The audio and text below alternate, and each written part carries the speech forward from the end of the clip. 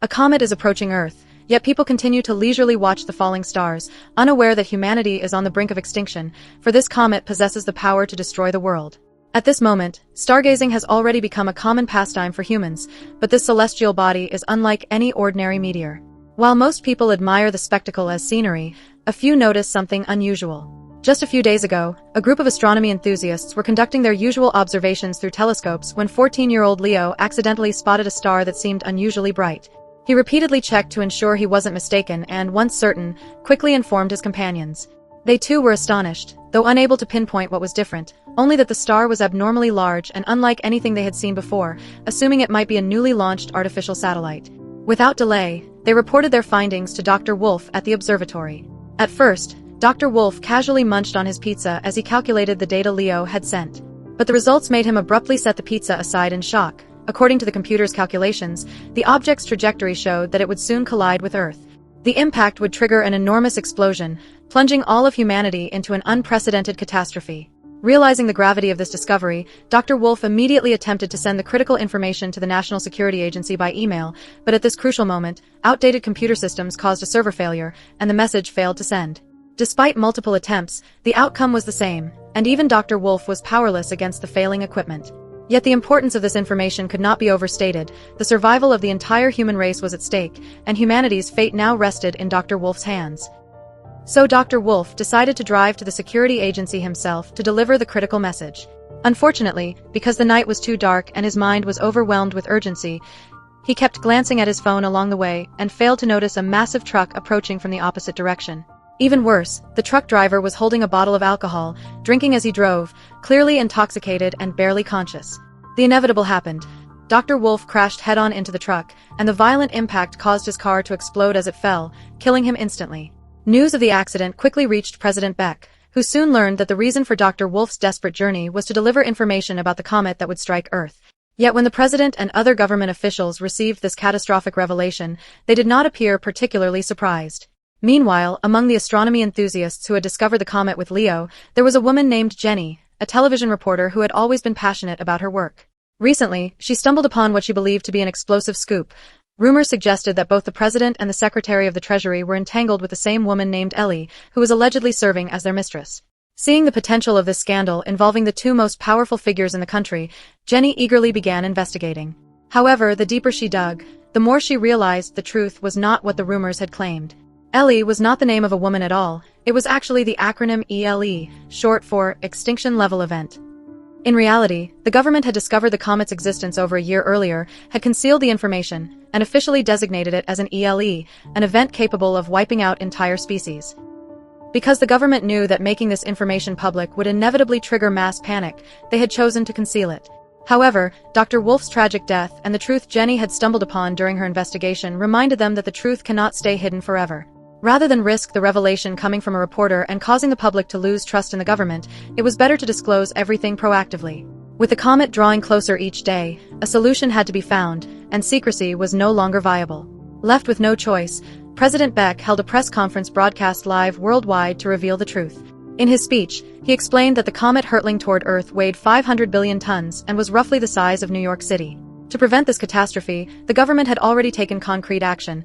They had constructed the largest spacecraft in human history and selected 6 astronauts, all with extensive flight experience, to carry nuclear warheads and destroy the comet. The mission would be led by Captain Tanner, a man of remarkable reputation. He had been the last person to walk on the moon and had piloted 6 space missions, making him both highly skilled and courageous. With Tanner at the helm, there was no one more suited to lead. As expected, once the announcement was made, media outlets worldwide rushed to report the story frantically.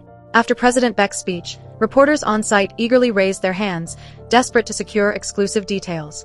Surprisingly, the president called on Jenny to ask the first question. Though she lacked the most experience and her seat wasn't in the best position, the president deliberately chose her because she had uncovered the truth about the government's concealment and would better understand the underlying context. The public, however, was unaware of this reason, and from the perspective of her television network, being the first chosen by the president meant Jenny now held priority in covering the story. As a result, the network immediately promoted her to news anchor, assigning her to lead all future coverage related to the impending doomsday. From that point onward, Jenny would be the face delivering live reports on the astronauts' mission to save the world. Meanwhile, the public, having learned the truth, was thrown into panic. glued to the live broadcasts and praying the mission would succeed in averting the impending doomsday crisis. Soon, the team of astronauts piloted their spacecraft into deep space, but the journey was far from smooth. Countless fragments of meteors floated through the void, pelting the ship's exterior as it advanced. Despite Tanner's best efforts to steer clear, some debris still grazed the hull, leaving the spacecraft scarred with dents and scratches. Then, without warning, a massive asteroid loomed directly ahead, threatening to crush the ship. Fortunately, Tanner's years of flight experience allowed him to react swiftly, maneuvering just in time to evade disaster. After a harrowing approach, the crew finally landed safely on the comet's surface. According to the government's plan, they needed to drill 4 shafts, each 100 feet deep, into the comet to place nuclear warheads securely within its core. Once detonated, the bombs would ensure the comet's complete destruction. The team had prepared 4 nuclear warheads in total, and the first 3 were successfully embedded at their designated locations. However, while working on the final shaft, they encountered an unexpected problem. At 75 feet deep, the drill suddenly stalled, as though it had struck some kind of obstruction. To determine the cause and resume drilling, one of the astronauts had to descend into the comet to investigate. The task fell to Ori, who climbed down to the jammed machinery and examined the site carefully. The issue, fortunately, was not severe. The drill had simply been clogged by debris accumulated during earlier work. Wasting no time, Ori cleared the blockage, restoring the equipment to full function. He signaled the team above to continue, and the drilling reached the full 100 feet as planned, allowing the 4th and final nuclear warhead to be properly installed. But time was not on their side, for just like Earth, the comet was illuminated by the sun, split into 2 halves, day and night. The crew had only 7 hours of darkness to complete their mission. Once sunlight reached their side, temperatures would soar to 600 degrees. This had all been accounted for in the government's calculations, but the delay caused by the drilling malfunction had pushed them dangerously close to sunrise. As the sun crept nearer, the comet's surface began to erupt violently wherever the light struck. The command center immediately issued an evacuation order, and the astronauts rushed to retreat. However, because Ori had recently descended into the comet to fix the drill, he was a step behind the others during withdrawal. That single moment's delay proved critical. Before he could escape, sunlight struck his position directly. The others shouted for him to lower his visor, but Ori had no time. With the searing heat upon him, even lowering his protective shield was impossible. The solar blaze was so intense that even those monitoring through screens back on Earth felt their eyes sting, crying out in discomfort. The heat inflicted devastating damage on Ori's vision and left him unable to move, his life hanging by a thread. Fortunately, their suits were custom-made with the strongest heat-resistant materials, and with the assistance of his teammates, Captain Tanner managed to yank Ori back using the tether secured to him, pulling him to safety just in time. The space team slowly made their way back to the ship, but during the retreat one astronaut was struck by the shockwave of an explosion and killed instantly on the spot. In the end, only 5 astronauts returned to the spacecraft alive.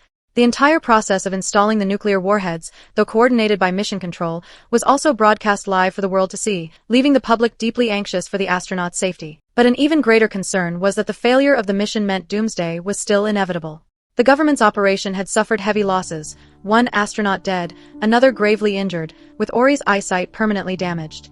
The remaining crew, though alive, bore multiple wounds of varying severity. Fortunately, before their retreat they had successfully planted the nuclear warheads inside the comet, technically completing their mission. After evacuating, the astronauts immediately activated the detonation sequence, and the countdown appeared on the screen. When the timer hit 0, the warheads exploded as planned. However, the shockwave from the blast instantly rocked the spacecraft, severing its communication link with Earth, leaving everyone in uncertainty about the outcome. Soon, President Beck received an update from the space agency, but the news was grim. The detonation had not destroyed the comet. Due to a miscalculation, the explosion merely split it into 2 pieces, one large and one smaller. Both fragments were still on course to collide with Earth within hours. The smaller fragment was projected to strike the Atlantic Ocean, its impact generating a colossal tsunami that would drown entire coastal cities.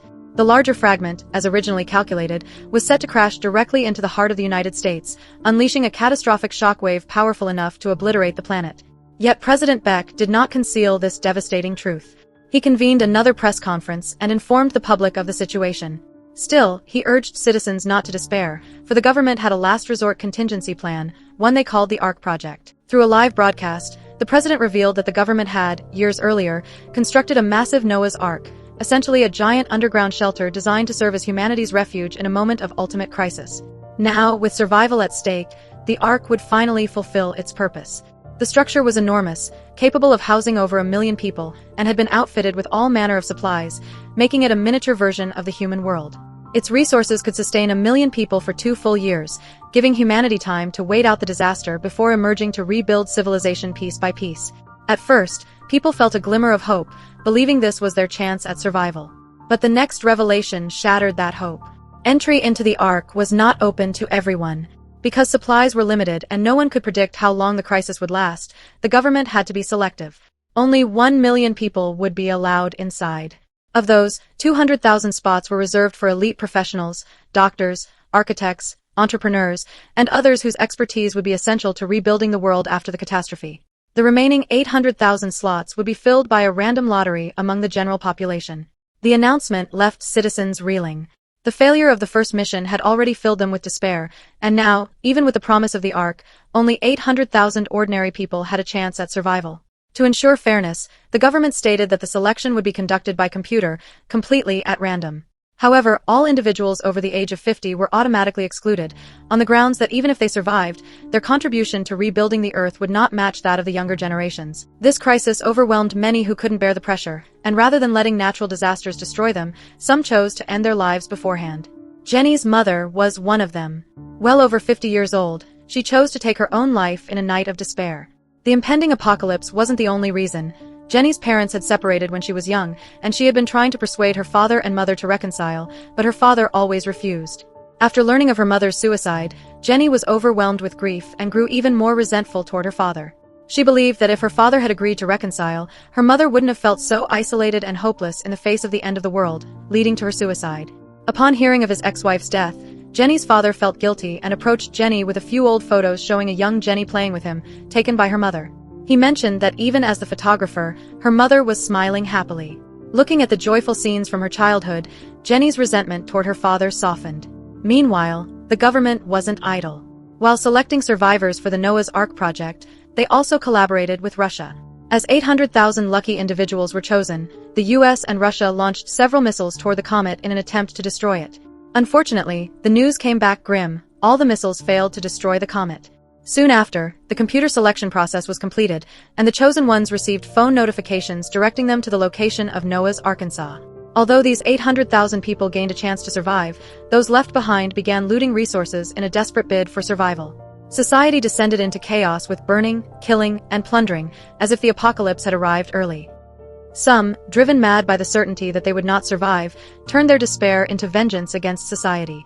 Jenny, though chosen to enter the Ark and guaranteed safety, could not ignore her compassionate nature. She gave up her place to colleagues at the TV station, who had a newborn child to protect, and instead went to her father's house by the sea. As she expected, he was there on the beach, gazing at the waves. It was the same beach captured in an old family photo, the one where they had once posed together in happier days.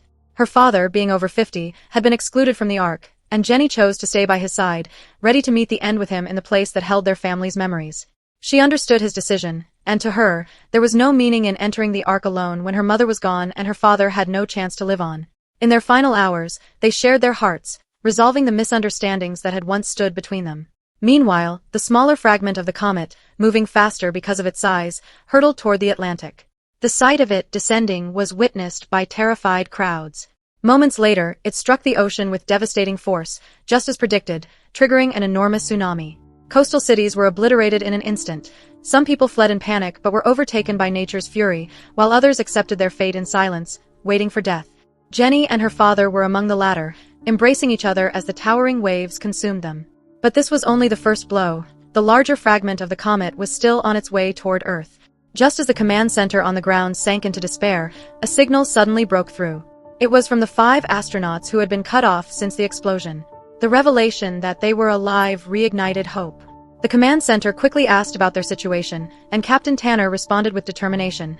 They had devised a bold plan. After their initial attempt to destroy the comet had failed, the astronauts were preparing to return to Earth when they made a critical discovery. The larger comet contained a massive cavity, 3,000 meters deep. The heat from the sun had melted the comet's ice layers, which then turned to water and eventually to steam, escaping and leaving behind this enormous hollow. They realized that if they could place nuclear warheads directly into this cavity, it might finally destroy the comet. The smaller fragment had already struck Earth, and there was nothing they could do about it, but the larger fragment still offered a chance. The crew steered their spacecraft toward the massive comet, carrying the remaining 4 nuclear missiles to attempt a final, decisive strike. Unfortunately, a fuel check revealed that their spacecraft barely had enough to reach the comet's core. They would not have enough fuel to return.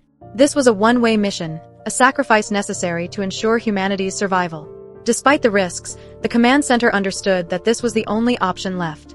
They transmitted the activation codes for the missiles to Captain Tanner, and each astronaut prepared to give their lives. The command center allowed them one final chance to say goodbye to their loved ones, spouses, family, and close friends, before they resolutely plunged into the heart of the comet. They launched the remaining 4 nuclear warheads, and with a series of colossal explosions, the mission succeeded. The comet shattered into countless fragments, all of which burned up harmlessly in Earth's atmosphere, creating a spectacular display of light. To the people on Earth, it appeared as a grand fireworks show. In honor of their sacrifice, the president held a monumental memorial ceremony. Humanity had ultimately won the battle to protect Earth, and the astronauts had given their lives to create the most beautiful fireworks the world had ever seen.